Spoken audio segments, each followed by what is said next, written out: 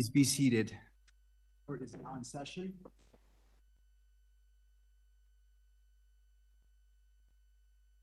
Good afternoon. My name is Judge Graff. I will be handling the first appearance calendar today. At the conclusion of the hearing, for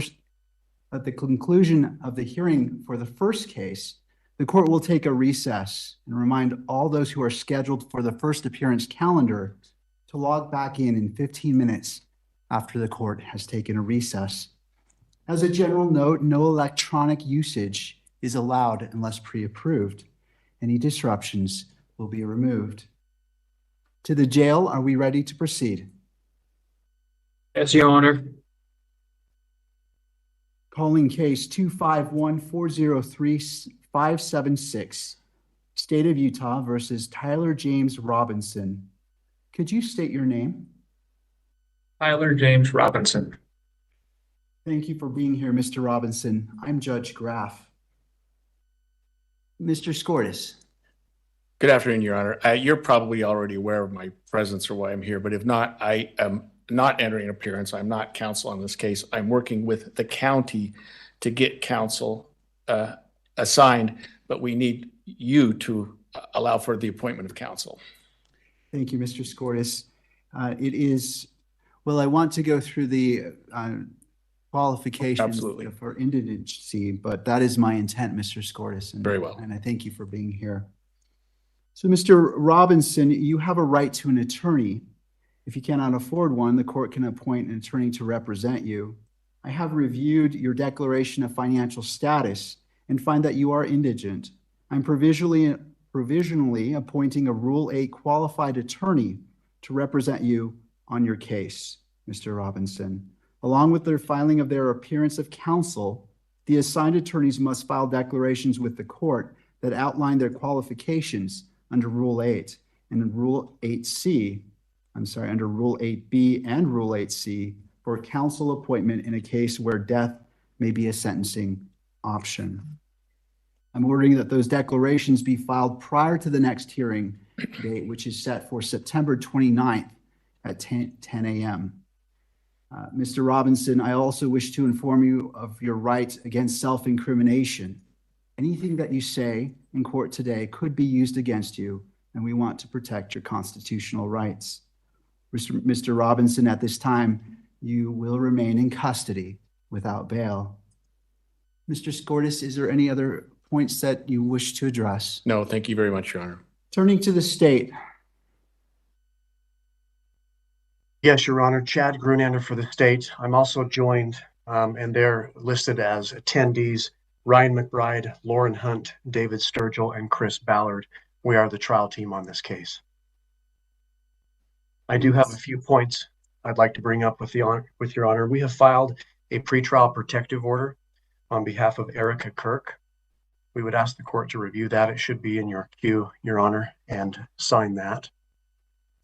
Thank you.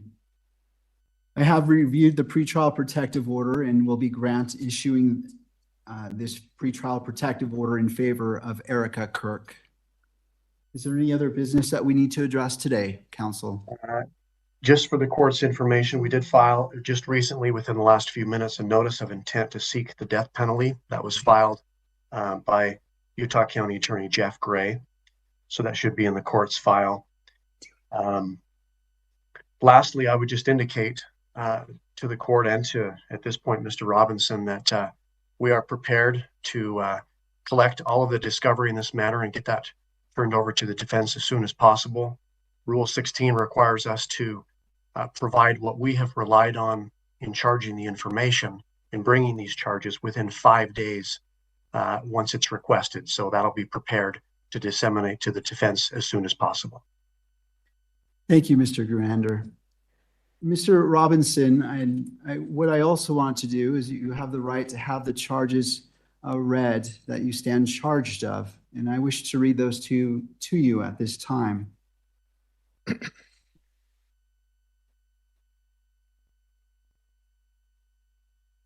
Thank you.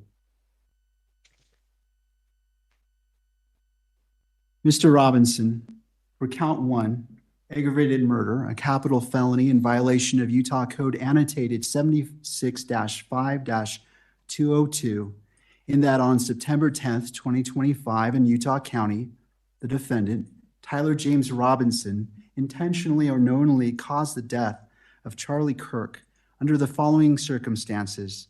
The defendant knowingly created a great risk of death to another individual other than Charlie Kirk and the defendant.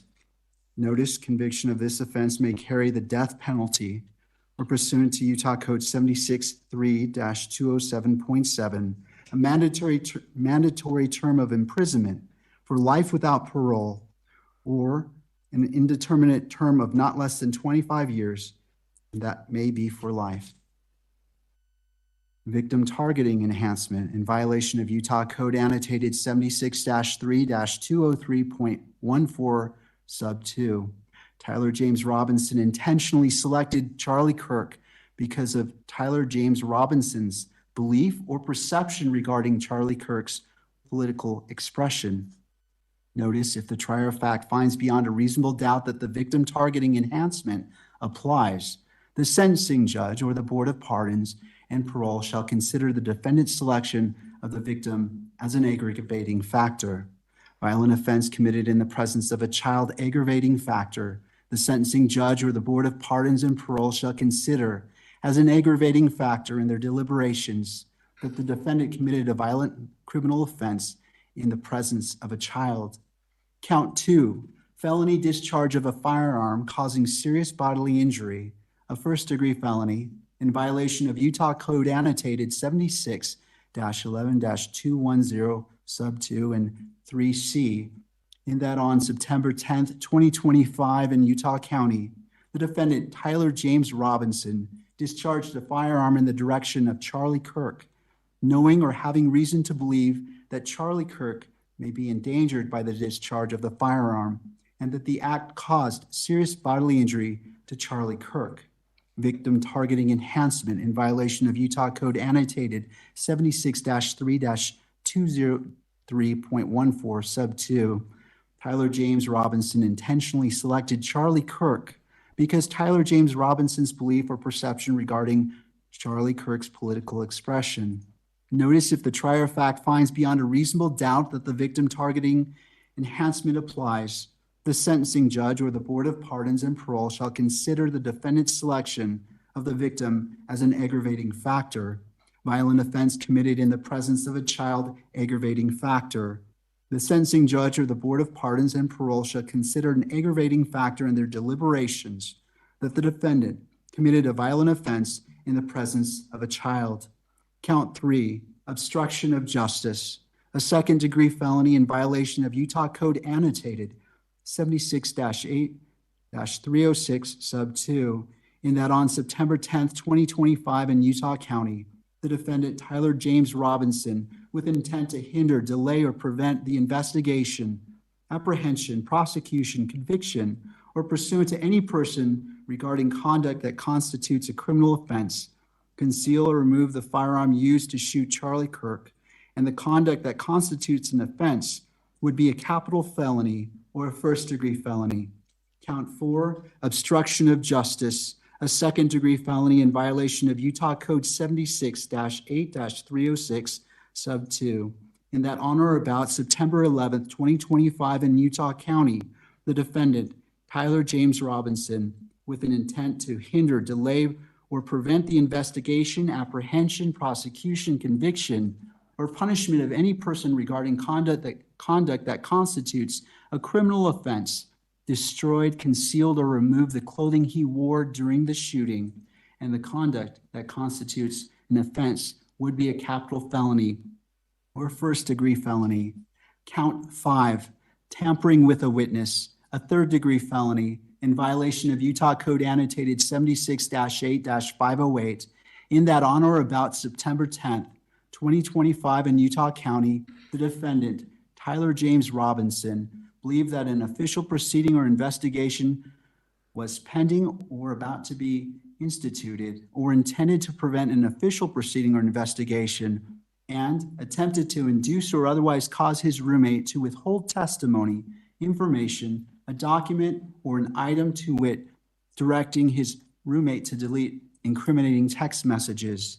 Count 6, tampering with a witness, a third-degree felony in violation of Utah Code annotated 76-8-508 in that on or about September 11th, 2025 in Utah County, the defendant, Tyler James Robinson, believed that an official proceeding or investigation was pending or about to be instituted, or intended to prevent an official proceeding or investigation, and attempted to induce or otherwise cause his roommate to withhold testimony or information, to wit, directing his roommate to stay silent if the police questioned the roommate.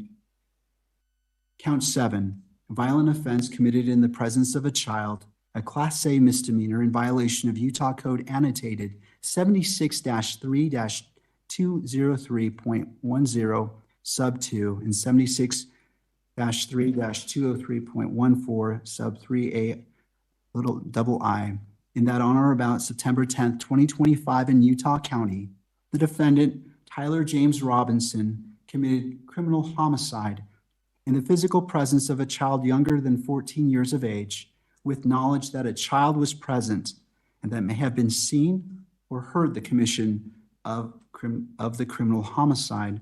Victim targeting enhancement in violation of Utah Code annotated 76-3-203.14 sub 2, Tyler James Robinson intentionally selected Charlie Kirk because of Tyler James Robinson's belief or perception regarding Charlie Kirk's political expression. That concludes reading the information.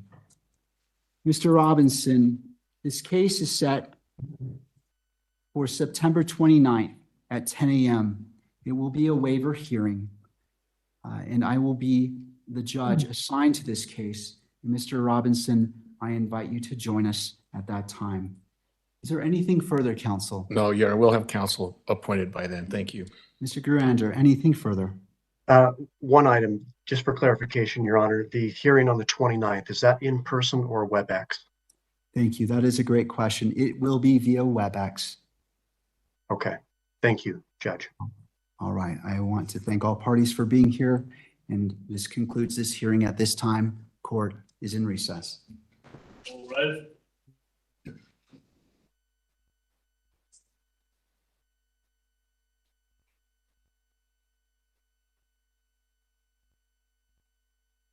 Standing by. James, that will not be in person, if I heard correctly, though. Yeah, by WebEx, as that was, Gillian. That will be a virtual hearing. Interesting, the first time we have seen moving pictures since the arrest of Tyler Robinson. Silent, solemn, wearing a bulletproof vest. Didn't show any emotion, really.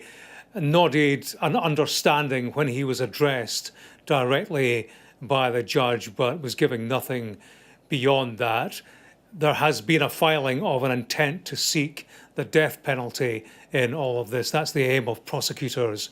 Gillian, there was a news conference earlier on. We know a few things that we didn't before, details of the manhunt, the surrender, and there are clues behind motivation. Robinson's parents were told, well, they recognize him from images released by the FBI. His dad thought the description of the rifle matched one given to his son as a gift. So both parents tried to contact him. His dad was asking for a photo of the rifle, but Robinson didn't respond. Eventually, they made contact with him. When they did, he implied, we're told, that he planned to take his own life. They convinced him to come home.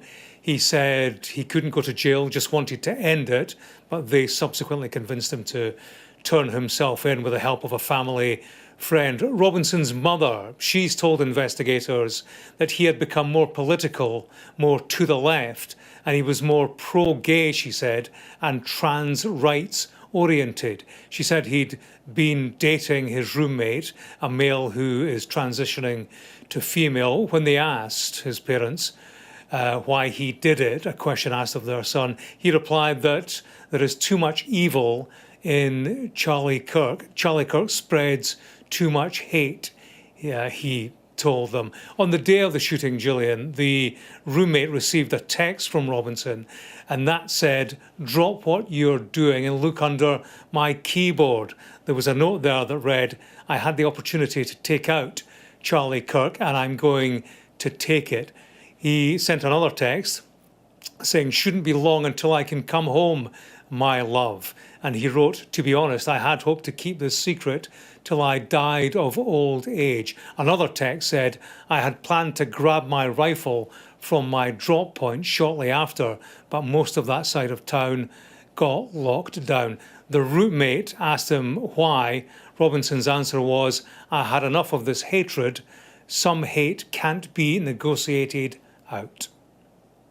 James, thank you very much. And that trial date set for the 29th of September.